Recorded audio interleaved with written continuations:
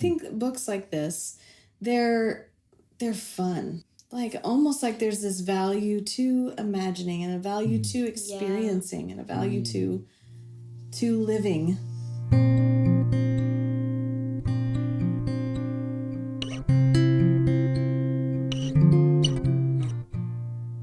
Welcome to the Rooted Minds podcast, where we come together as a family to learn more about ourselves and about the world by digging into books and talking about our emotions and how our brains work.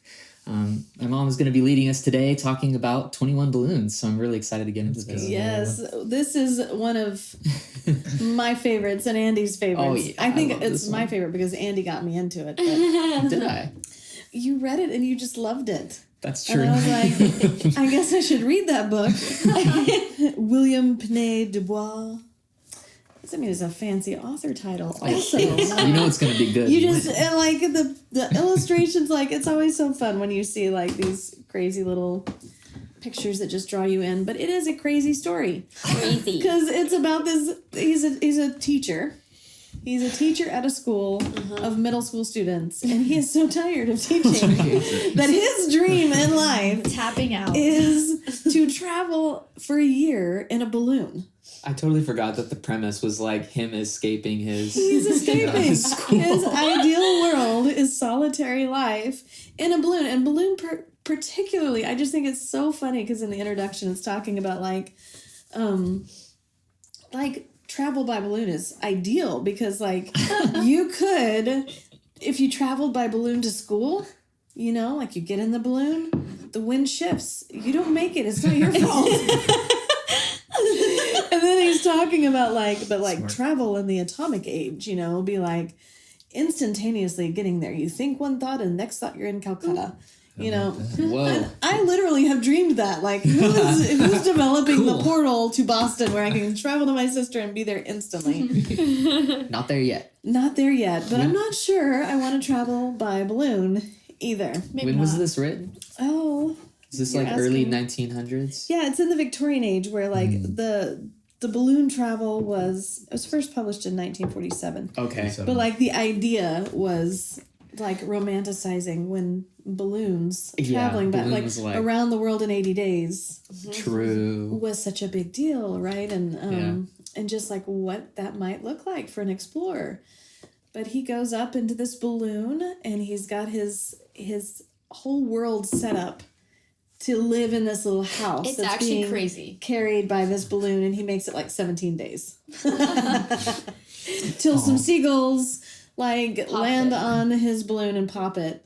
But regardless if the seagulls were going to pop it or not, he had discovered this island of Krakatoa. It's a funnest word. Hey. Yes, and he was not supposed to discover this place, and the guy had a shotgun and he was going to shoot him down if the seagulls had not crashed his balloon. True. So he finds this this island, this volcanic island place where this group of 20 families has shown up and arrived there, and they're living this utopian like the opposite of what he was desiring to live. Like everything is so organized and everything is so systematic, and they have this diamond mine, so they're completely wealthy. They have no need for money, no need for jobs, but they are like figuring out existence, and now that he's seen it, he can never leave. Except for the fact that the book starts off saying, and then the biggest explosion ever known to man happens, which means their little utopia is Krakatoa. blown up, and he finds himself a little foreshadowing there. Traveled around the world in 40 days instead of 80. Yes. And he's giving this great story of his journeys and explorations. Yes. To the people of San Francisco. Yes. So it's so interesting just thinking about like what drives people to explore and like what, you know, like what would cause you to explore? What would make you want to get out and go see places you've never seen? Or was that even his really desire? Did he want to see things or did he want to get away? Mm-hmm. It's so interesting because others, like at the very end of the book, he has these like diamond cufflinks and they're like, what are you going to do? And he's like, you know, I think I'm going to do exactly what I was trying to do in the first place again. sells his diamond cufflinks to buy a balloon to go around the world for a year. Exactly. Okay, buddy. Okay. Well, it's kind of interesting because, like, you know, as we were kind of mentioning, like, this book was, like, written in a time of, like, great innovation and, like, ingenuity and invention and all that. And the book, like, really highlights a lot of that stuff because he just kind of goes around the island of Krakatoa and they're all geniuses. And so they've invented all this stuff.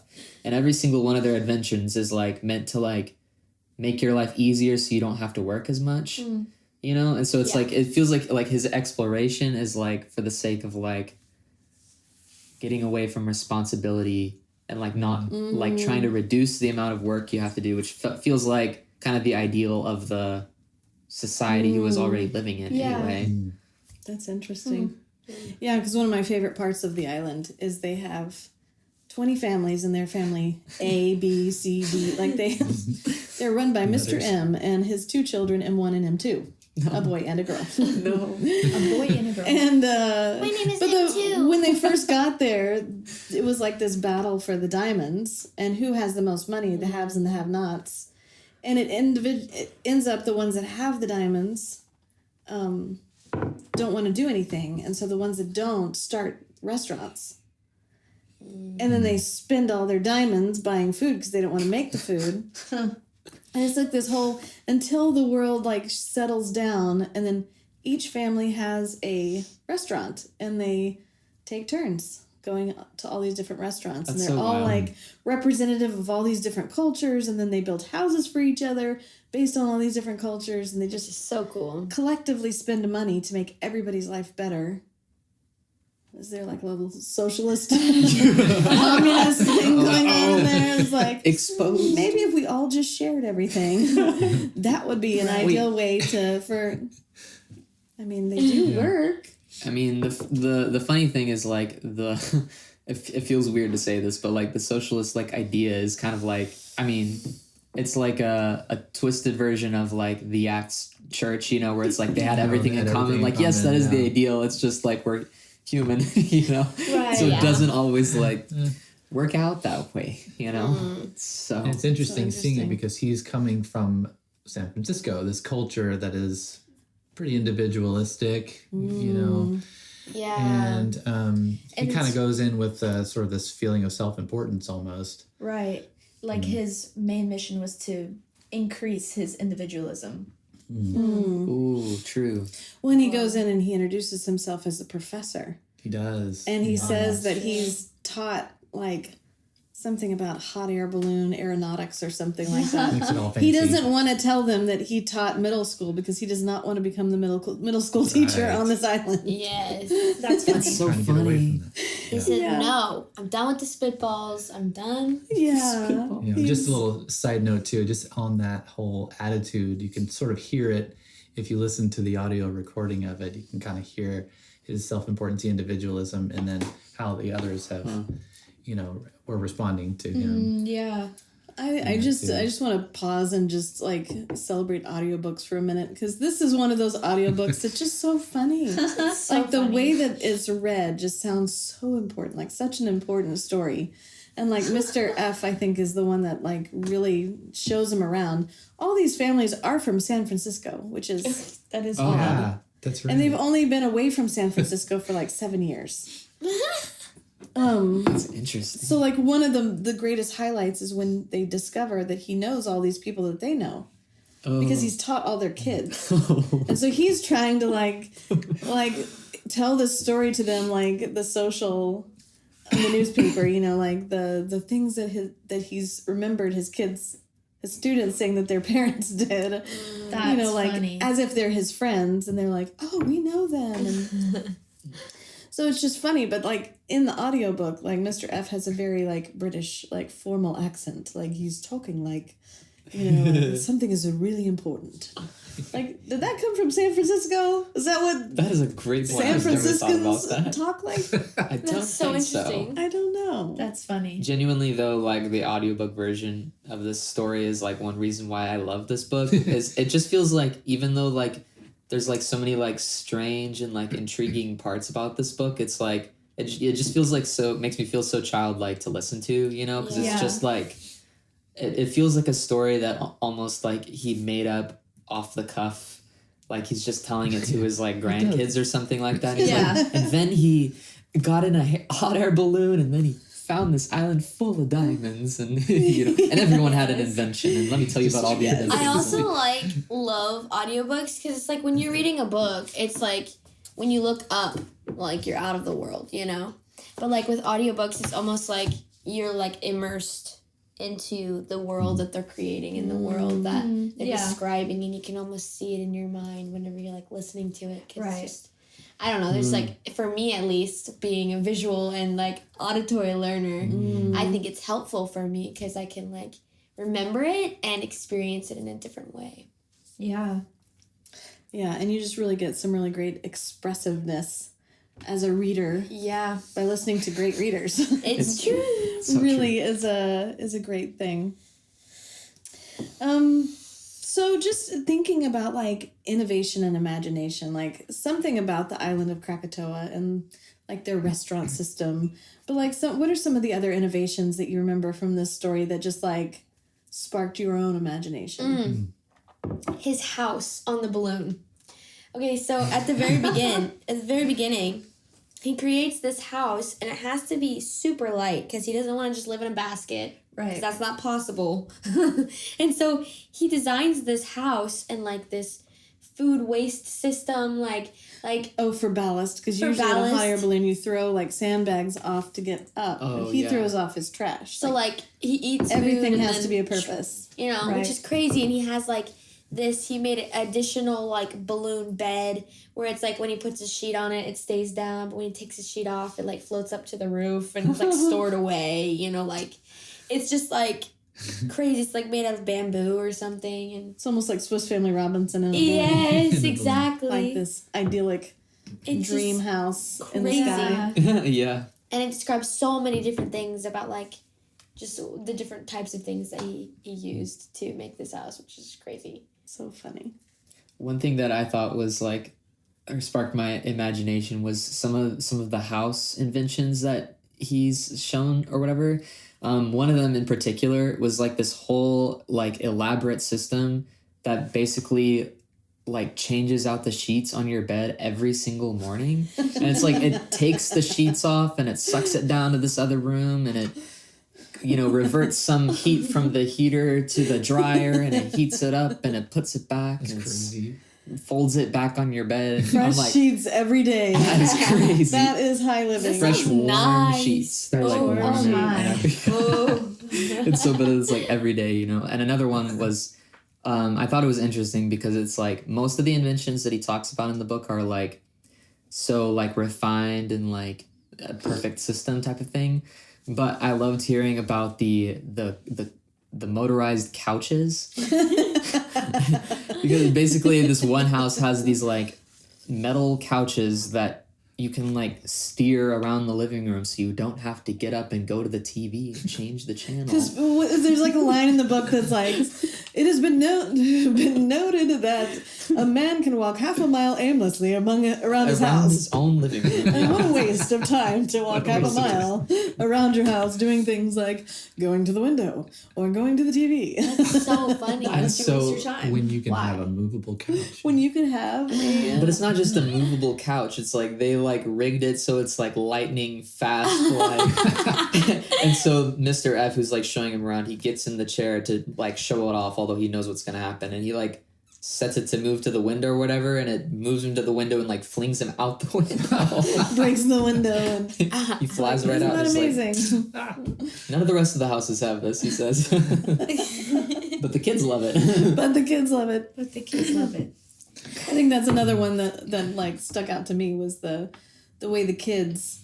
So every family that got invited to the island has 2 kids, and all of the families that get invited have to be kind of like creative or innovators because there's not much to do on this island, and so you need people that can entertain themselves basically. Yeah. So these kids decide that they want a share of the money because they're share owners in the diamond mine. And every so often there's a boat that goes out with a few diamonds to different places to kind of like buy stuff. Yeah.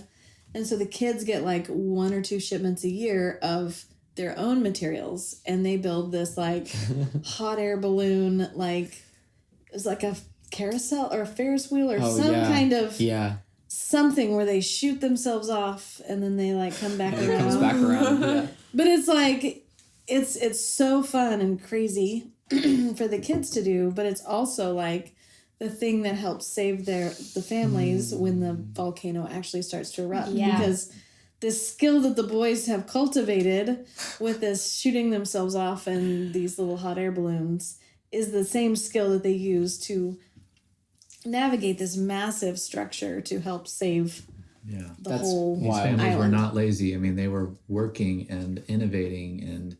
But even their play was Practicing used and- to build a skill. Yeah. Preparing them. It was all Which prepared. is so fun. They're So funny. modeling after their parents. Yeah. That's very true. I think it's cool because I feel like there's such a value of imagination in the story and in the author. Like valuing like why, like you asked earlier, why would you go travel? Like what makes you want to explore somewhere? And it's this like Anne of Green Gables would say, like the scope for the imagination is great. Yeah. Like you can really engage your imagination, and even the way the author writes provokes the reader to have the same response, to like want to imagine and innovate and think like, oh, what could I do? Like this is possible in my life. But it's like what the kids were preparing for, like what he was going to search out himself, or what they were doing like in the whole book.